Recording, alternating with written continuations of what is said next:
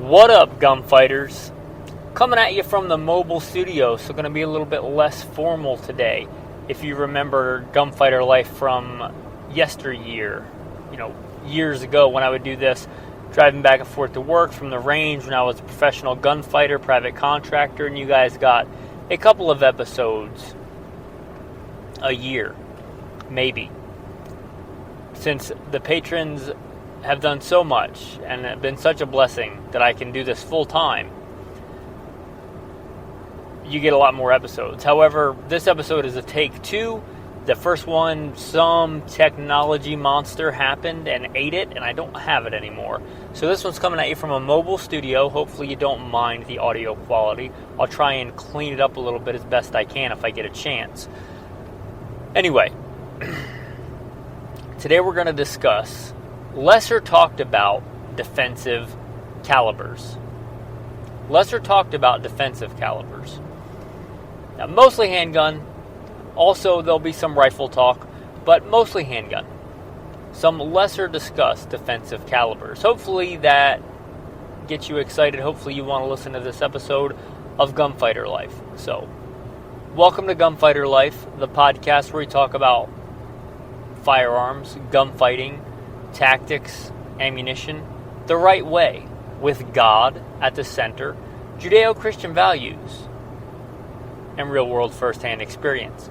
I am your host, Michael Milito, and I am very blessed to serve you today. With that, let's get into some lesser talked about calibers for defense.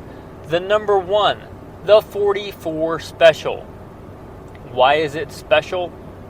That was kind of a marketing term. Before Magnum was a term, Special was kind of a term. You're probably familiar with the 38 Special. The 44 Special is lesser known, but it's a good cartridge. If I remember, it was developed in the early turn of the century, and I mean turn of the last century, the early 1900s, based on the 44 Russian, which has its own good and storied history that far predates that. But the 44 Special came around in the the early 1900s, like 1900 something, if I remember correctly. And I'm doing this mobily, so these are kind of stats you should go back and double check. But it's kind of this caliber that's always been relegated to the back burner, but it's held on. You can still get it. You can still get guns chambered in it. It's a really good defensive caliber. You're talking classic loadings, I want to say, from memory, and I've looked some of this stuff up in the past, but check Wikipedia, check your reloading manual, but you're talking right around a 200 grain bullet at subsonic velocities, 850-ish, maybe a little bit more than that feet per second. That's a pretty heavy bullet. If you consider a, heavy for caliber in general weights, 147 grain for 9mm, it's going to give you somewhere in the 300-ish foot-pounds of energy. Well, that 44 Special I just quoted is also giving you right in the 300-ish foot-pounds of energy in that similar loading. So why would you pick that over a more common defensive caliber? Well, maybe that's what you have. Maybe you're a revolver guy and you want something a little bit heavier and beefier than 38 Special, and you don't want a Magnum. 44 Special is a legit defensive caliber, even though it's not talked about nearly as much. I think it is absolutely a legit defensive caliber. It's pretty similar in some loadings ballistically to 45 ACP. Yeah, it's nothing to be sneezed at, 44 Special. Now, Buffalo Bore, to give credit where credit is due, Buffalo Bore makes some pretty stout loads. They make a load listed for the 44 Special that I believe is 250 or 255 grains at 1,000 feet a second. That should, perk your ears up if you're familiar with ballistics, because a standard loading for standard 45 ACP for years, kind of that stands out in my mind, and this is a rough number, right? So 230 grains at 850 is a pretty standard loading. You can get a little bit hotter, you can get plus P, but to give you an idea, this is a 255 grain at 1,000 feet a second. So if you think 45 ACP is a legit defensive caliber, and I would say that it certainly is, then 44 Special can be just as legit. And it's been around since 1907, so you might say it's too legit to quit. Anyway, it's been a long road trip, guys. I'm somewhere in Montana on the way to Billings. Spent quite a bit of time in the beautiful Black Hills of South Dakota, living in the forest, living in the beautiful Black Hills. There's a lot more treasure in those Black Hills than gold.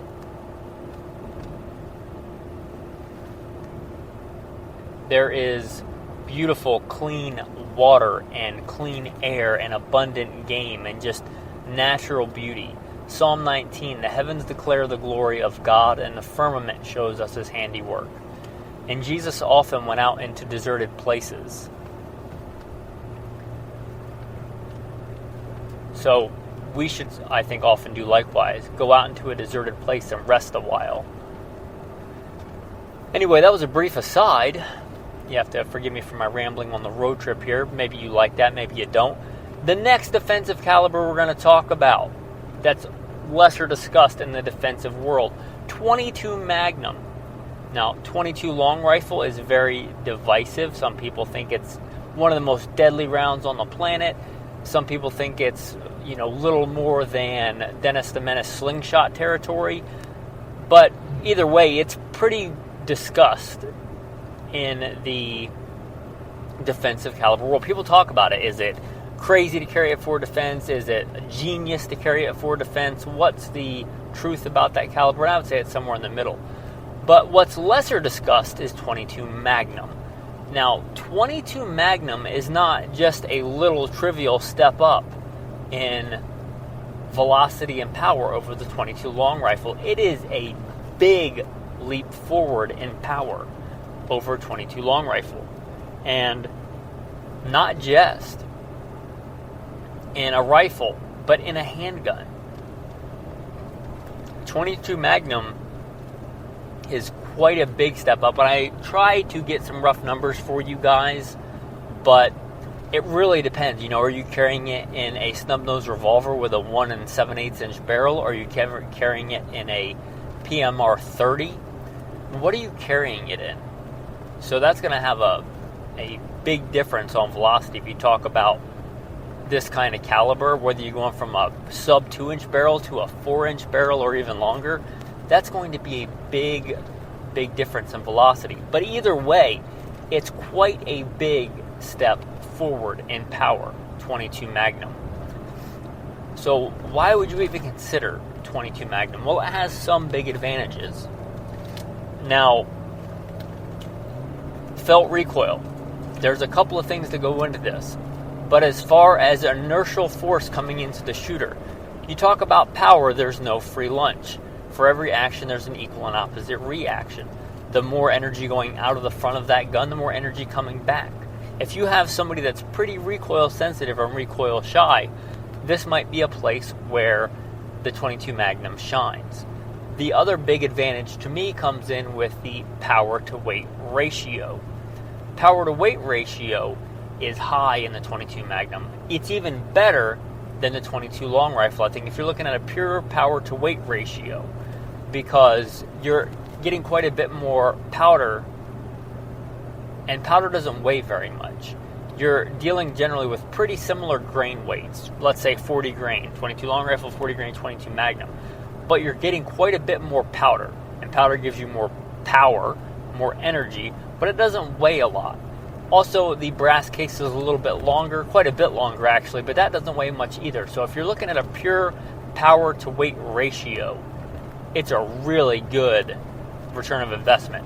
So for the person that's doing long backpacking trips, or a bicyclist, somebody that may not have a resupply, they're hiking the Arizona Trail, which is I think 800 miles if I remember correctly, or hiking the Appalachian Trail, or biking really long distances, and they want to, with a very simple, small, like bicycle pouch or something, have a handgun on them and let's say 100 to 200 rounds of ammo. that 22 Magnum gives you the ability to carry a lot of power without a lot of weight. So it has a good power to weight ratio. Couple of drawbacks. I mentioned recoil. There's the physical effective recoil and the psychological effective recoil. In my experience, the concussion and the blast of a firearm can have as much psychological effect as the actual force. Because unless you're talking about something really, really recoil heavy, like a 44 Magnum and a very small revolver, the recoil is probably not painful, but a lot of people don't like the concussion and the bark. And the bark of a 22 Magnum is quite loud, especially for it being a fairly low on the performance spectrum of handgun rounds. It's pretty loud. A lot of that, because a lot of those rounds are designed to be fired out of a rifle, a lot of that powder is unburnt, and that can lead to quite a concussion and quite a loud bark in a carry size handgun. So that's a big downside. Also, another big downside to the 22 Magnum is cost. Now, it's not expensive compared to, 45 ACP or 44 Special that we just talked about, but compared to its big rival, the 22 Long Rifle, it's a lot more expensive. So you might consider that a drawback. However, 22 Magnum has its advantages and its disadvantages. I'm going to mention some cool guns that are chambered in it.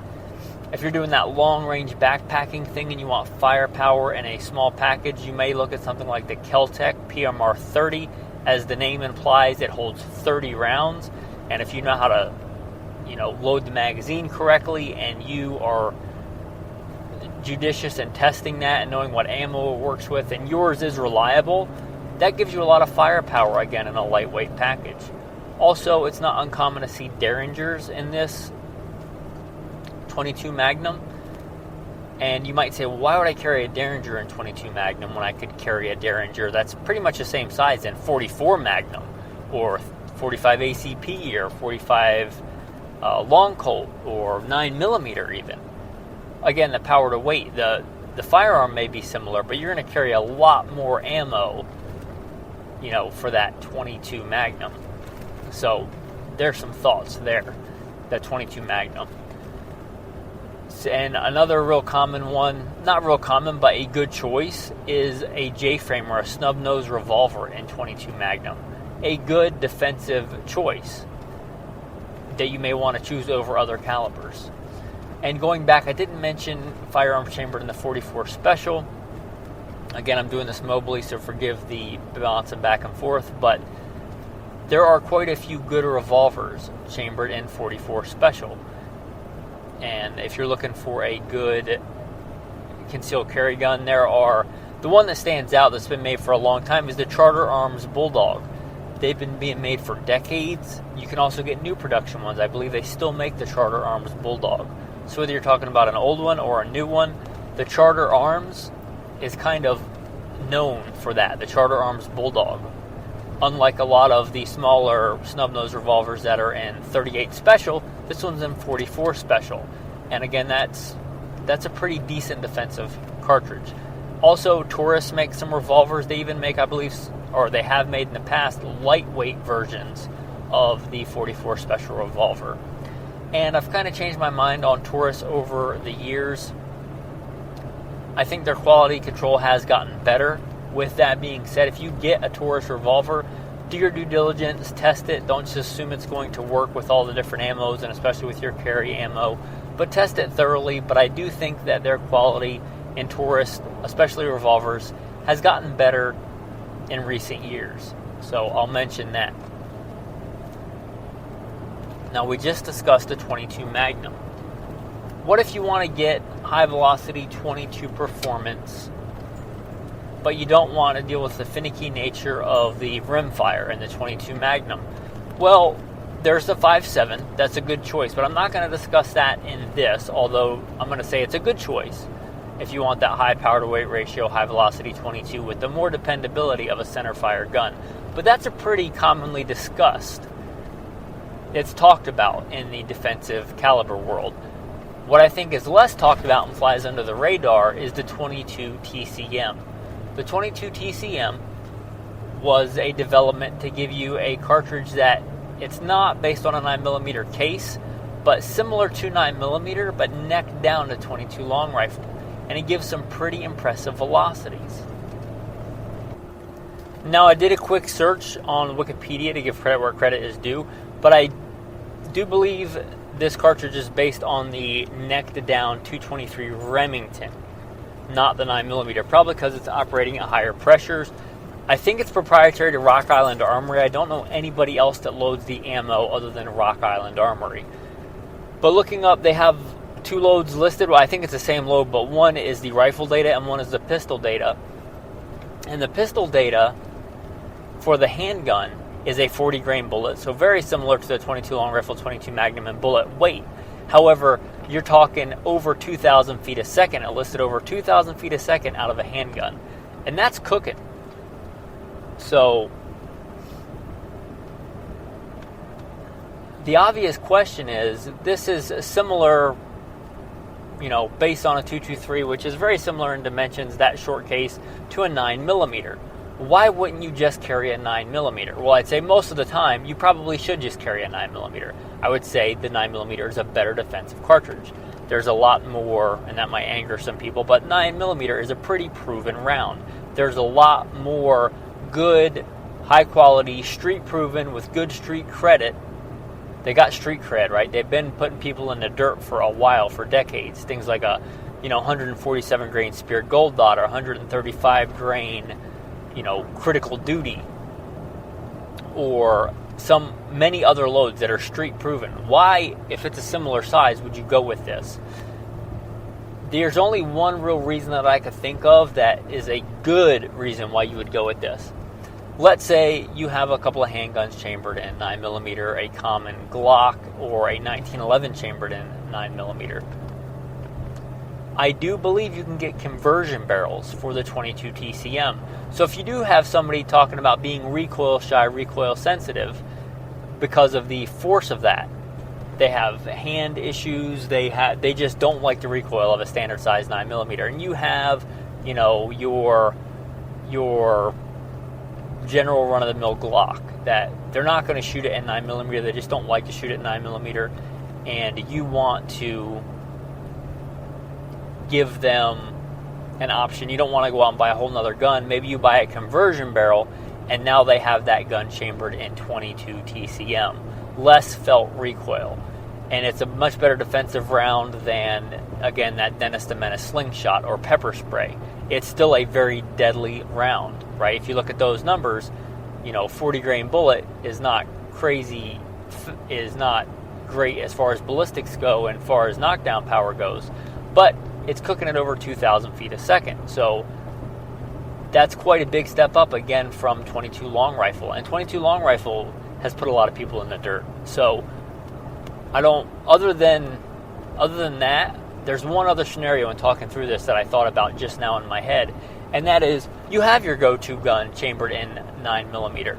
And that's what you generally EDC day to day, but you do long road trips or some kind of trip like that where you're traveling, you have your baby bug out bag or your bailout bag, which, if you've listened to the podcast, this one an alpha male, you'll know that I'm big on that concept. The light handy sling bag, you're going in somebody else's car, you're going on a road trip with a group of people, you can just grab that small sling bag, not a big deal. But you think it might turn into a long duration trip. Well, that 22 TCM ammo is going to be lighter. You could simply carry a conversion barrel and quite a bit of that ammo and maybe a different recoil spring, and then you have that dual option of having both, and it wouldn't weigh as much as 9mm. Because, again, the bullet is the heaviest part of that. The bullet only weighs 40 grains versus 147 grains or 115 grain in 9mm. So, again, power to weight ratio. I would still probably just go with more 9mm ammo, but it is an option, another option. But the big one is if you wanted that similar gun with less recoil. And a lot of people I don't think are even aware of the 22 TCM's existence, so it certainly is a lesser discussed defensive cartridge, but certainly has its place. And again, I think it's proprietary to Rock Island Armory. I think they're the only ones that make the ammo, and they may be the only ones that chamber a gun in it or do conversions for it. The next one I'm going to talk about is a lesser-known defensive cartridge, but not a lesser-known cartridge. It's very, very well known in the hunting world, and that's the 30-30.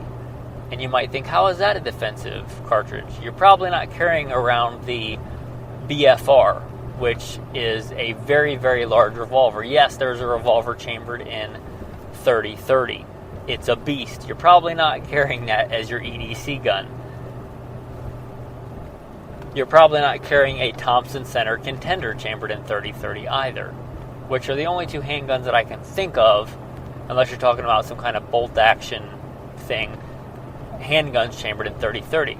But there's also defensive carbines, and the two big ones that come to mind are the Winchester Model 94 and the Marlin 336. Those are the big two, and they're chambered in 30-30, and 30-30 is known for being a good, really good deer cartridge. Mule deer, whitetail deer, that medium-sized game. I don't know that we could ever quantify how many deer have been shot over the years with different calibers, but if you made a list and a tally, I think that with my experience and knowledge, that 30-30 would be high on the list, and it's even, I believe, taken many in elk. So it's definitely a well-known and well-reputed hunting cartridge. But those are light, handy carbines, and that's a good defensive load as well. Whether you're talking the 150 grain load or the 170 grain load, not only is it a good cartridge and a good caliber, most of the cartridges and calibers, or most of the cartridges and loadings are good hunting ammo for medium-sized game, which translates into being pretty good, terminally effective for a defensive carbine as well. Now, round for round, I'm going to tell you I think it's a better cartridge than 5.56. Now, settle down. I didn't say it was a better option for a defensive carbine. I said round for round, it's better terminal performance than a 5.56. And that might anger some people, but to people that know and have shot a lot of game and done a lot of work with calibers, that's probably not surprising. Now, you're not getting a 30-round detachable box magazine. So the total amount of firepower in a Winchester 94 versus a standard M4 carbine with a 30-round magazine, the nod's still going to go firepower, power to weight ratio that we talked about previously. That's still going to go to the M4 carbine. But if you're talking round for round. Also, there's a lot of people that listen to this podcast that live in places, sadly, where they can't legally own an M4 carbine or M4 Jury, because an M4 carbine is either fully automatic or select fire. But the standard M16 or M4 clone with a 16-inch barrel, that standard kind of clone. There's a lot of people that can't own that gun because they live in states where they can't own that. But they can own a lever action 30-30. And 30-30 is absolutely a legit and good, effective defensive caliber. So, for somebody that can't own an Mini 14 or, any other kind of gun like that, unless it's some kind of Frankenstein design that's compliant with whatever state they live in, the Winchester 94 or the Marlin Model 336 is a good defensive carbine option. And I think a lot of people, for a long time, used it as a defensive carbine. I think for a lot of people, it was their truck gun hanging up in the back of an old pickup truck or on an ATV, or even before that, on a saddle, right, in a scabbard on a horse. I think it absolutely has been and can continue to be a good defensive option. The 30-30 absolutely can be a good defensive caliber. The next one I'm going to talk about is the hot rod, the Lamborghini, the Porsche, the McLaren. Pick your sports car of choice of defensive calibers. The 7.5. Wait, did I mean 5.7? No, I didn't. Again, 5.7 is commonly talked about, I think. I'm talking about the 7.5, as in the 7.5 FK Brno from Czech Republic with love. I almost said Czechoslovakia, from the Cold War days. But the Czech Republic. And if you're not really a gun connoisseur, you might think that Czech Republic is kind of like a backwater country when it comes to, gun manufacture, but it is not. The Czech Republic, and before that, Czechoslovakia, has been known throughout the gun world, whether it's like a good shotgun or a good war-fighting carbine or a good handgun, CZ especially, but Czechoslovakia as a country makes really good guns. They really do. A lot of guns are based on the CZ-75. This one, I don't think has an affiliation with CZ, the company, but is out of Czechoslovakia or Czech Republic, and it's the 7.5 FK Brno. It's a really hot rod of a cartridge. When I give you some numbers, you'll understand why.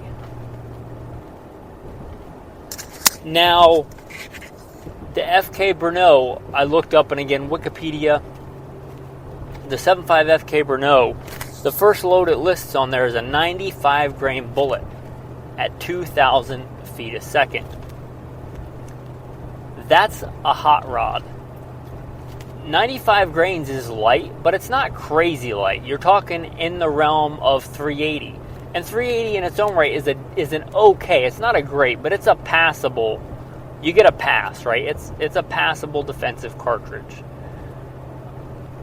So that's a similar grain weight to the 380, a 95 grain bullet. The 7.5 FK Brno, like hot rods that. You're talking about and loads vary and everything else, but let's say for a standard 380, you're talking right around the speed of sound, right around 1,000 feet a second. The 7.5 FK Brno lists that 95 grain load at 2,000 feet a second. Double sonic, or Mach 2, right? Whatever, and that's going to depend on elevation and ambient air temperature and all kinds of things. But 95 grain bullet at 2,000 feet a second. And if we remember our physics, force equals mass times velocity squared. Velocity squared. So when you double the weight of a projectile, you double its energy. When you double the velocity, you should quadruple the energy. Go back and double check those Newtonian physics numbers. I am driving right now, but that seems to be correct to me. So again, that's a lot. That's a lot in a handgun cartridge. And just from what I know ballistics in my head, that should give you a pretty flat trajectory, a pretty good point blank range.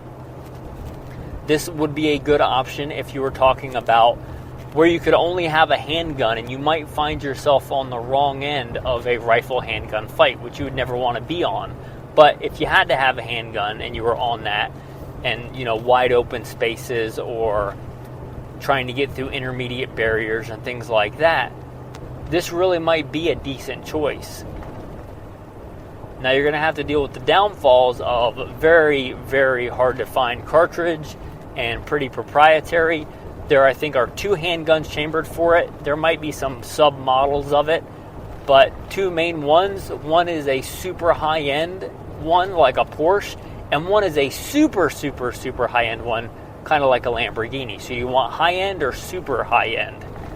But both are really high-quality, I think, well-made handguns, but they're not cheap. One of the cool things about the guns, I think, at least one of the models I know, it comes with different barrels. So you get the 7.5 FK Brno, but I think you can also get the option for 10 millimeter, which is a lot more common. So you could shoot it and train with it in 10 millimeter, and then when you were wanting the extra, unique characteristics of the 7.5 FK Brno, you could chamber it in that cartridge. So the 7.5 FK Brno, I think, an absolute powerhouse and hot rod of a cartridge, if you don't mind the proprietary nature of it. Now, for the tactical tip of the day, if you don't know, the wife and I live as neo-nomads. We are strangers and pilgrims on the earth, as we all are, as the Bible tells us. However, the wife and I, literally strangers and pilgrims on the earth. We do quite a few stints off-grid. We do a lot of living off-grid.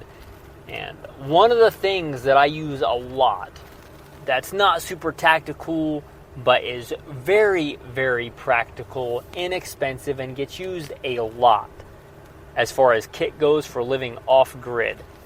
A stainless steel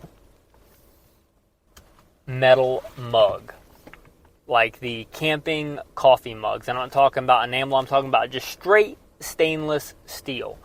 Super practical for cooking in, for eating meals where you need to cook in a small metal container in, for drinking out of, for making coffee, for washing, for shaving, for purifying water if you're going to boil it.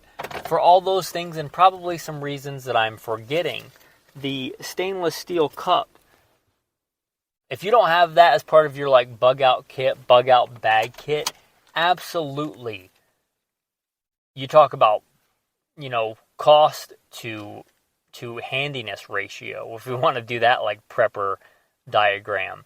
Not expensive, super practical. I drink out of mine, I shave with it, I've cooked in it, I've purified water in it, just eaten out of it. It is a phenomenal thing to have, that metal container.